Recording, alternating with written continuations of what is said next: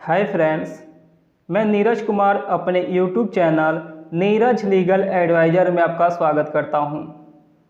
Friends, जैसा कि आप देख रहे हैं स्क्रीन पे, ये बिहार सहायक अभियोजन अधिकारी प्रारंभिक परीक्षा सामान्य ज्ञान का ये प्रैक्टिस सेट है।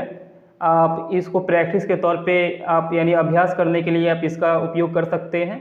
इसका लिंक मैं डिस्क्रिप्शन बॉक्स में दे दूँगा, आप वहाँ से इस क्वेश्चन को देख सकते हैं। फिलहाल इसमें मैं इसका प्रश्न एवं उत्तर दोनों बताऊँगा।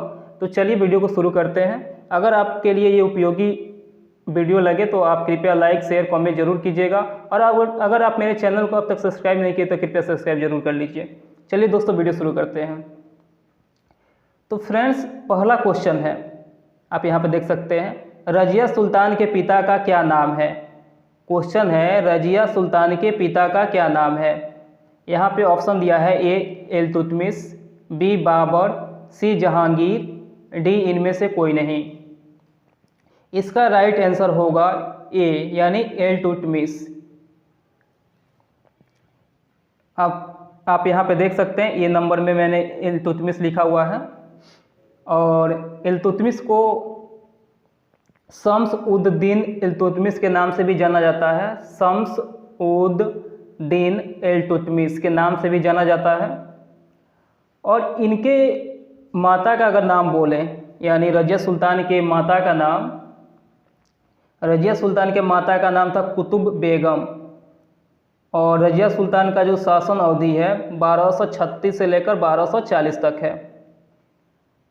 रजिया सुल्तान की जो मृत्यु हुई 14 अक्टूबर, शायद 14 अक्टूबर को 1240 में हो गया था, और ये गुलाम वंश के हैं। इनका कब्र चांदनी चौक यानी दिल्ली में जो चांदनी चौक है, पूरा एड्रेस है तुर्कमान गेट चांदनी चौक, मोहल्ला बुलबुली खान, तुर्कमान गेट दिल्ली। ये चांदनी चौक के पास है इनका कब्र, यानी रजिया सुल्तान का कब्र इसी यहीं पे है। अब ये जो दिल्ली की जो प्रथम और अंतिम महिला शासक थी, रजिया सुल्तान जो थी दिल्ली की प्रथम और अंतिम शासक थी। तो ये रजिया सुल्तान के बारे में इतनी डिटेल काफ़ी है, और अगर आप चाहें तो विस्तार से पढ़ सकते हैं। फिलहाल मैं इस वीडियो में इतना ही बताऊंगा रजिया सुल्तान के बारे में। और इसका आंसर जो था, रजिया सुल्तान के पिता का नाम इल्तुतमिश था, ये आंसर। अब हम आते हैं सेकेंड क्वेश्चन पे। सेकेंड क्वेश्चन है, स्वराज मेरा जन्मसिद्ध अधिकार है। इसमें पहला ऑप्शन है बाल गंगाधर तिलक, बी स्वामी विवेकानंद, सी स्वामी विवेकानंद सरस्वती, डी इनमें से कोई नहीं। आप यहाँ पे अगर देखें तो यहाँ पे स्वामी विवेकानंद सरस्वती, ये कंफ्यूज करने के लिए ऐसा क्वेश्चन, मतलब क्वेश्चन का आंसर दिया रहता है, ये आप कंफ्यूज हो जाएं। लेकिन इसका राइट आंसर ये होगा बाल गंगाधर तिलक। ऊपर में आप जो देख सकते हैं, बाल गंगाधर तिलक। बाल गंगाधर तिलक ने बोला था स्वराज मेरा जन्मसिद्ध अधिकार है। स्वराज को होम रूल भी बोलते हैं। क्वेश्चन आ सकता है, होम रूल मेरा जन्मसिद्ध अधिकार है। तो ये बाल गंगाधर तिलक का नारा था। अच्छा, आप लोग बताइए, आराम हराम है, ये किनका नारा था। आराम हराम है किनके द्वारा बोला गया था। इसका आंसर होगा जवाहरलाल नेहरू। एक और क्वेश्चन, भारत छोड़ो, ये किनका नारा था। भारत छोड़ो ये किनका नारा था। इसका आंसर होगा महात्मा गांधी। तो इस तरह के क्वेश्चन पूछे जाते हैं, किनका नारा था, किनका वचन था, ऐसे करके क्वेश्चन आते हैं। तो अब इसका दूसरा का जो आंसर है, स्वराज मेरा जन्मसिद्ध अधिकार है, इसका आंसर ए है, बाल गंगाधर तिलक। अब अगला क्वेश्चन पे आते हैं, थर्ड नंबर, लाल बाल पाल। लाल बाल पाल यानी ऐसे हो सकता है, लाल बाल पाल करके डैश दिया रहेगा, ऑप्शन दिया रहेगा ए बी सी, जैसे यहाँ पे दिया हुआ है। या ऐसे क्वेश्चन हो सकता है, लाल बाल पाल किसे कहते हैं, इनके क्या नाम हैं, ऐसे करके क्वेश्चन हो सकता है। तो यहाँ पे अभी लाल बाल पाल यहाँ पे डैश दिया हुआ था, यानी इनका नाम बताना है। तो यहाँ पे लिखा हुआ है, ए में लाल बहादुर शास्त्री, बाल ठाकरे, बाल सिंह, 3 नाम दिया हुआ है, लेकिन ये सही नहीं है। अब बी में देखते हैं, लाल फिर कॉमा है बाल गंगाधर तिलक, फिर कॉमा है पाल सिंह, ये भी आंसर सही नहीं है। फिर सी है लाला लाजपत राय, कॉमा बाल गंगाधर तिलक, कॉमा बिपिन चंद्र पाल, ये आंसर सही है। जो सी आंसर है ये सही है। यानी लाल यानी लाला लाजपत राय। बाल यानी बाल गंगाधर तिलक। पाल यानी बिपिन चंद्र पाल, तो इन्हें लाल बाल पाल के नाम से भी जानते हैं। अब अगला क्वेश्चन पे आते हैं।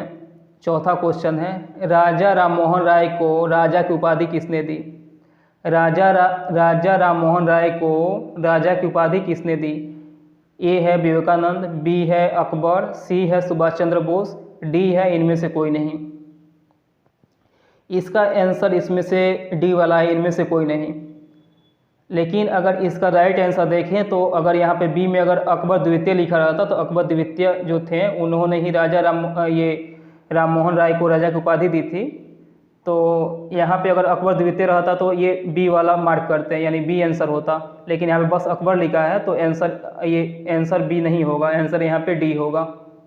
तो ये छोटी छोटी बातों का आपको ध्यान रखना होगा। अब यहाँ पे उपाधि की जो बात हो रही है, ये तो राजा राममोहन राय को उपाधि अकबर द्वितीय ने दी थी, ठीक है। लेकिन तो यहाँ पे उपाधि की बात करें तो बहुत सारे उपाधि हो सकते, उपाधियों के नाम आते हैं। जैसे पूछ दिया जाए कि, और अगर मानिए यहाँ पे अगर क्वेश्चन आता है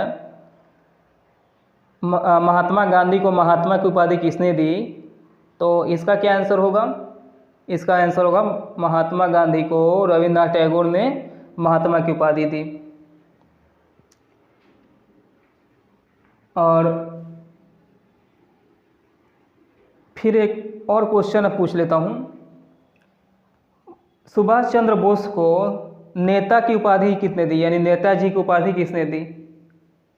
तो ये एडोल्फ हिटलर के द्वारा क्या किया गया था? नेताजी का उपाधि दिया गया था सुभाष चंद्र बोस को एडोल्फ हिटलर के द्वारा। और अगर राजेंद्र प्रसाद को देश रत्न की उपाधि किसने दी? तो ये महात्मा गांधी दिए हुए थे। महात्मा गांधी राजेंद्र प्रसाद को देश रत्न का उपाधि दिए थे। अब हम लोग अगले क्वेश्चन पे आते हैं, यानी क्वेश्चन नंबर 5। वो क्वेश्चन 5 है, अंग्रेजों के नमक कानून के विरोध में किसने दांडी यात्रा शुरू की? अंग्रेजों के नमक कानून के विरोध में किसने दांडी यात्रा शुरू की? ए है महात्मा गांधी, बी है जवाहरलाल नेहरू, सी है दीनदयाल, डी है इनमें से कोई नहीं। इसका आंसर होगा ए, यानी महात्मा गांधी। महात्मा गांधी जो थे वो दांडी यात्रा शुरू किए थे लगभग 12 मार्च 1930 से लेकर 6 अप्रैल 1930 तक। अगर ये पैदल यात्रा था, पैदल मार्च था। अहमदाबाद साबरमती जो आश्रम था वहाँ से लेकर समुद्र तटीय जो गांव था डांडी, वहाँ तक पैदल मार्च हुआ था। लगभग इसका डिस्टेंस जो देखा जाए, अहमदाबाद साबरमती आश्रम से समुद्र तट जो गांव डांडी था वहाँ तक का डिस्टेंस लगभग 385 किलोमीटर रहा होगा। तो वहाँ तक पैदल यात्रा किया गया था और ये महात्मा गांधी के द्वारा दांडी यात्रा शुरू की गई थी। तो फ्रेंड्स, इस वीडियो में हम क्वेश्चन 1 से लेकर 5 तक जाने। इस क्वेश्चन का लिंक मैं डिस्क्रिप्शन बॉक्स में दे दूंगा, आप चाहें तो वहां से भी इस क्वेश्चन को देख सकते हैं। इस वीडियो में मेरे से बोलने में कुछ त्रुटि हो गई तो कृपया आप लोग माफ़ करने का कष्ट करेंगे। चलिए मिलते हैं अगले वीडियो में। जय हिंद, जय भारत।